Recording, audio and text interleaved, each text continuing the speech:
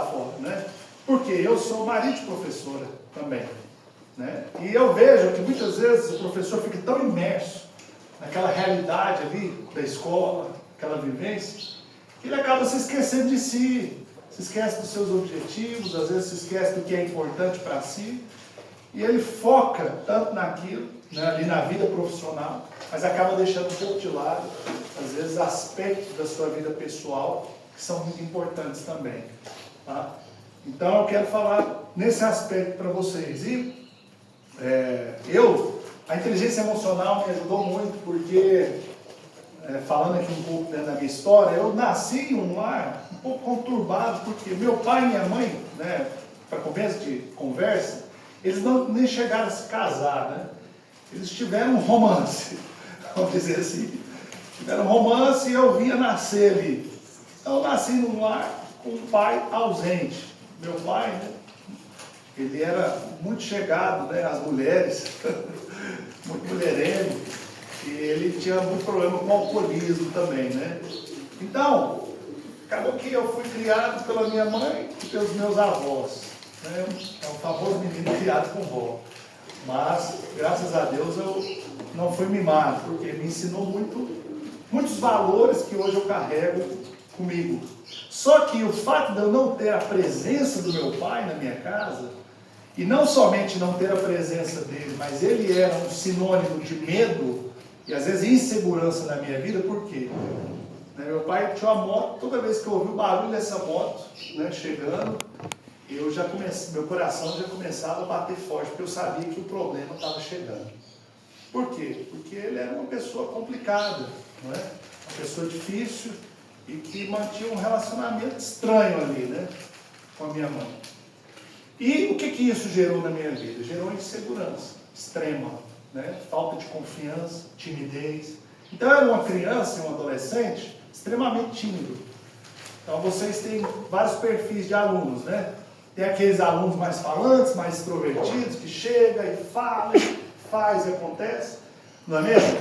Mas tem aquele mais calado, às vezes aquele que fica no fundo, ou mesmo fica na frente, mas que não fala. Você fala com ele, parece que quase quer entrar debaixo da cadeira, não é mesmo? Sim ou não, professor?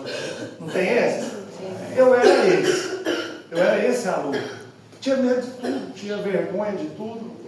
Então, pensar que um dia eu estaria falando para um grupo como vocês aqui era impensável, né? Inimaginável. E o que acontece, né? Por volta dos meus 12, 14 anos, eu comecei a ir para a igreja, e isso foi algo que me ajudou muito na minha vida, sabe? Porque eu adquiri novas referências e ali eu aprendi princípios que foram fundamentais na minha vida. Me casei, e hoje tenho 3 filhos e amo muito meus filhos, só que em certo momento eu percebi que havia algumas faltas na minha vida que precisavam ser resolvidas. E uma delas era essa questão da insegurança, a falta de confiança.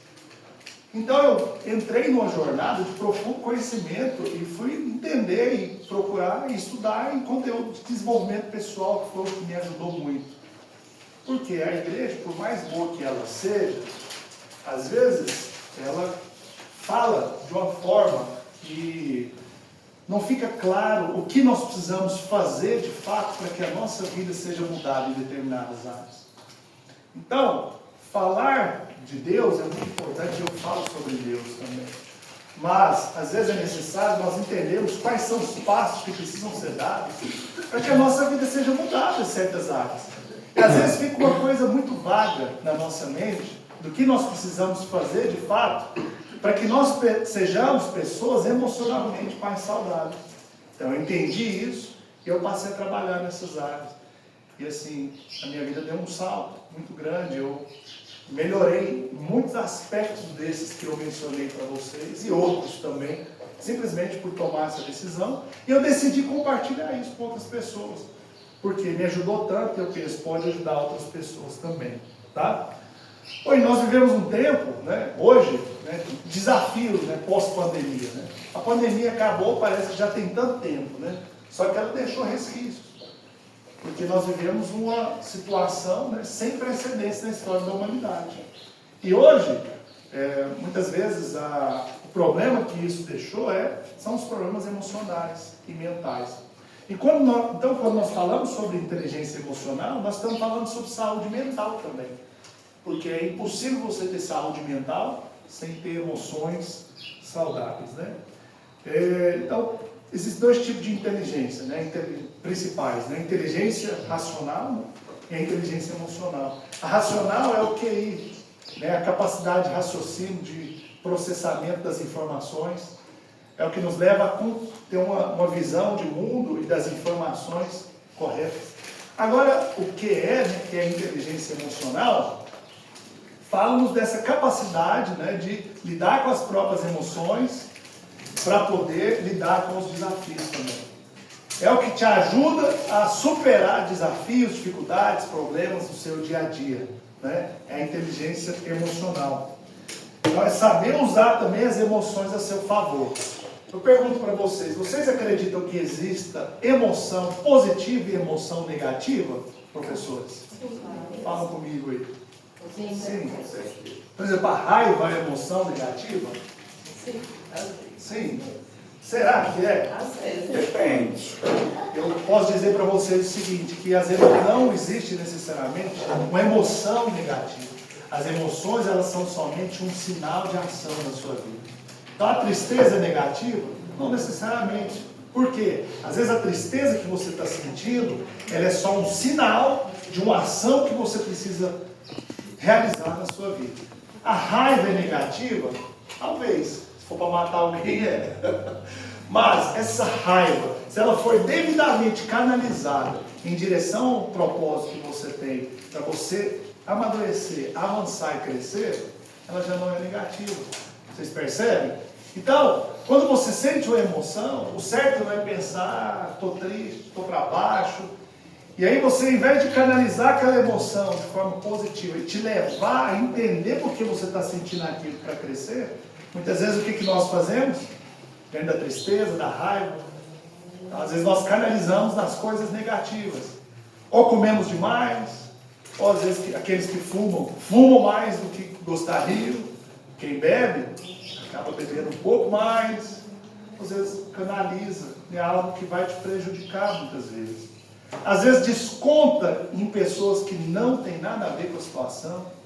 Vocês percebem que o problema não é a emoção em si, mas o problema realmente é como você lida com essas emoções. Então, nós precisamos entender isso, que as emoções, elas são um sinal de ação. Uma pessoa para mim que é um exemplo, né, de inteligência emocional foi Jesus Cristo.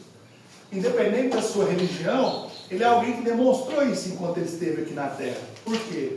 Né, a Bíblia diz que ele veio ao mundo, né, e ele era Deus, se transformou num homem, né, segundo a Bíblia. E ele, ou seja, abriu mão daquela glória que ele tinha para se tornar um ser humano terreno ali, né? Outra coisa, ele aprendeu a lidar e a perdoar pessoas que ninguém perdoava. E perante a sociedade, ninguém era capaz de lidar e perdoar. Até quando ele estava na cruz, ele disse: Pai, perdoa essas pessoas aqui, eles não sabem o que fazem. Ele foi capaz de chamar um traidor de amigo, que foi Judas, não é? Judas certa vez chegou, deu um beijo nele e falou: ô meu amigo. E ele sabia que Judas seria o traidor. Então, por que ele agia assim? Não somente pelo aspecto espiritual, né? Independente do que você acredite, a questão é que ele sabia quem ele era e ele sabia qual é o seu propósito. Isso são duas coisas que mudam a nossa vida, gente. É nós termos clareza de qual é a nossa identidade e qual é o nosso propósito. Quem nós somos. Enquanto você não entende quem você é de fato e por que você está aqui na Terra, muitas vezes você vai ter muitos problemas emocionais. Porque a sua identidade, quando é frágil, qualquer situação que acontece, você já pensa que, de fato, aquele problema que você está passando define quem você é. Isso não é assim, não é dessa forma. Às vezes os nossos problemas, eles não definem quem nós somos. O nosso passado não define quem nós somos. O que define quem nós somos é aquilo que nós acreditamos que nós somos. Ok, pessoal?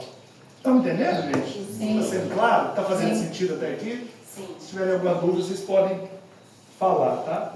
E por que nós precisamos de inteligência emocional, então? Porque isso é que diferencia na vida, um vencedor de alguém que vai ficar, né, na beira do caminho.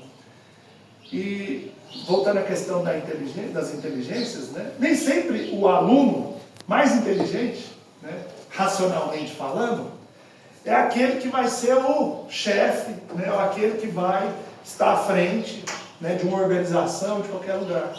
Mas às vezes o que vai ser o verdadeiro líder é o que tem inteligência emocional. Então às vezes os mais inteligentes, eles trabalham para os mais corajosos. É ou não é, gente? Sim. Então quantos talvez não conhecem aquela pessoa ali que nem tinha muito conhecimento, eles começam a empreender ou realizar determinada missão ali, determinado objetivo, cresce e às vezes lidera pessoas que são mais inteligentes do que ele. Por quê? Porque às vezes tem mais inteligência emocional, tem mais força, vigor, é mais antifrágil. Existem 3 tipos de pessoa: os frágeis, os resilientes e os antifrágeis. Quem são os frágeis? Aqueles que têm pouca inteligência emocional. Qualquer situação os abala, os abate, os desanima e faz desistir. Os resilientes são aqueles que tomam porrada, mas mesmo assim eles permanecem firmes. Não desistem, continuam ali, firmes, focados, mas está tomando pancada, está pesado, mas ele continua firme. Resiliência é importante, sim ou não? Mas existem os antifrágeis. Quem que são os antifrágeis? São aqueles que usam o problema como uma oportunidade para crescer. Os problemas se tornam um catalisador, se tornam uma forma deles crescerem ainda mais. Não quer dizer que não se abatem às vezes, não quer dizer que às vezes não se tristem, mas eles usam os problemas e as circunstâncias, as adversidades que passaram para crescer ainda mais. Tá? Então, sem inteligência emocional, você não consegue se relacionar bem, você não consegue ter, né, a devida atitude que se espera diante da vida. Né? E quais são alguns sintomas de problemas emocionais? Primeiro, vitimismo. Às vezes, a atitude de culpar os outros ou de achar que, né, tudo que acontece é contra você, de que nada dá certo e que é porque você passou por certas situações. Eu vou falar um pouquinho mais sobre isso aqui. Mas o vitimismo é algo que nos impede de avançar, porque o que se faz com uma vítima? Alguém que sempre culpa os outros, mas nunca assume a responsabilidade. Não tem como fazer nada com vítimas. Quando a gente vê vítima de um assalto, o que você vai fazer com essa pessoa? Você só tem que acolher. Mas ela é uma vítima apenas. Da mesma forma, às vezes nós nos portamos como vítimas da vida. Às vezes não entendemos que nós somos protagonistas. E assim, no caso da profissão professor, eu tenho uma professora em casa também, não sei se eu falei, minha esposa é professora também, né? Se fala muito de professor às vezes, que professor é uma classe, como poderia dizer, uma classe que não é valorizada, não é mesmo? E de fato isso é verdade, sim ou não? Sim. Sim. Só que à medida na qual você acredita nisso, não só que é desvalorizado, mas que existem muitos problemas que te impedem às vezes de até ser melhor na sua profissão, isso pode ser um bloqueio, ao invés de ser algo que vai te ajudar. Então, gente, o vitimismo ele não nos ajuda em nada. Outro sintoma, a sensação de desqualificação. Sempre se sente desqualificado, sempre sente que não é suficiente. Feridas, mágoas, falta de perdão, atitudes reativas. Às vezes se isola, ou sempre chora, ataca, às vezes é indiferente, intolerante, ou às vezes aceita tudo. Às vezes não termina o que começa, tem uma necessidade de aprovação. Você conhece alguém assim? Que tudo que vai fazer, se não tiver aprovação dos demais, ele não faz. Né? Então, estar aqui hoje, por exemplo, é algo fora do... partilhando isso com vocês, é algo fora da caixa. E às vezes algumas pessoas poderiam dizer, rapaz, podia fazer outra coisa melhor. Mas esse é meu propósito. Entende? A questão é, qual é o seu propósito? Você vai deixar de fazer o que você acredita pelo que as pessoas pensam? Então, se você faz isso é um sintoma de que existe algum problema emocional. Problemas de autoimagem, medos, Perfeccionismo. Tem alguém perfeccionista aqui, gente? Sabe, o perfeccionismo é um sintoma, sabia? Porque existe... Quem é perfeito? Quem faz as coisas perfeitas? Ninguém consegue. Você nunca vai... Por melhor que você seja, você nunca vai conseguir fazer nada perfeito. Tá? Beleza, Daniel, entendi. Ok, você já me mostrou. Preciso melhorar. Agora, qual que é o ciclo da identidade emocional? Repete assim comigo, gente. Já vou partir para o final aqui, tá? Repete assim: experiências geram sentimentos, geram crenças, e geram comportamentos. Tá? Então, as experiências que você teve na sua vida, sejam elas boas ou ruins, elas geraram sentimentos em você. Eu poderia até inverter aqui, né? Talvez geraram crenças. O que são crenças? São formas de entender as coisas. São convicções. Então, por exemplo, no meu caso, eu tive um pai ausente, uma situação difícil, familiar. Isso pode ter gerado crenças de que eu sou abandonado, de que eu sou inseguro, que eu não consigo fazer as coisas porque não tem alguém por mim. E que tipo de sentimento que isso gera? Tristeza, desânimo, insegurança, falta de confiança. Isso gera comportamentos. Os meus comportamentos, até a minha adolescência, eram assim. Até que eu comecei a aprender coisas que mudaram a minha forma de ser. Ou seja, muda-se as crenças. Uma vez que você entrou nesse ciclo, precisa-se mudar as experiências. Se as experiências não podem ser mudadas, se você não pode ter novas experiências, precisa mudar, pelo menos, as crenças da forma.